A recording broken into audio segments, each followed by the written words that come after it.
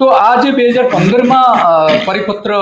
બહાર પાડીને જે નિર્ણય કર્યો સરકારે 2015માં, એટલે આનંદીબેન પટેલની સરકાર હતી અને એ વખતે નિર્ણય કર્યો, તો શું એનું સરકારનું શું કારણ હતું કે સરકાર શા માટે આવો નિર્ણય લેવો પડ્યો કે જેથી કરીને જે આપણી જે ખરેખર જે ગુજરાતની પ્રજાતિઓ છે મોટાભાગની એવી જ છે, એમાં તો શા માટે નિર્ણય લેવો પડ્યો છે? એનો કોઈ અંદાજ સરકારે એ વખતે જાહેર કર્યો હતો અને શું કારણ છે એનું?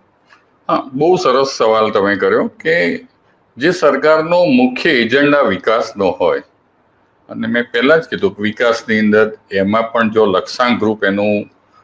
કુદરતી સંપત્તિને બચાવવાનું ના હોય તો પછી એનું આ જ કારણ છે કે ભાઈ એ નોટિફિકેશન કરવું પડ્યું. અત્યારે જેટલા ફ્લાયઓવર થઈ રહ્યા છે, જેટલું ડેવલપમેન્ટ આપણે બિલ્ડિંગો બાંધી રહ્યા છીએ, ઉદ્યોગો આવી રહ્યા છે, પછી જુદા જુદા જે કન્સ્ટ્રક્શન કરીએ છીએ, અને જેટલી આપણે માણસ માટેની જેટલી સગવડતા આપણે કરીએ છીએ એનો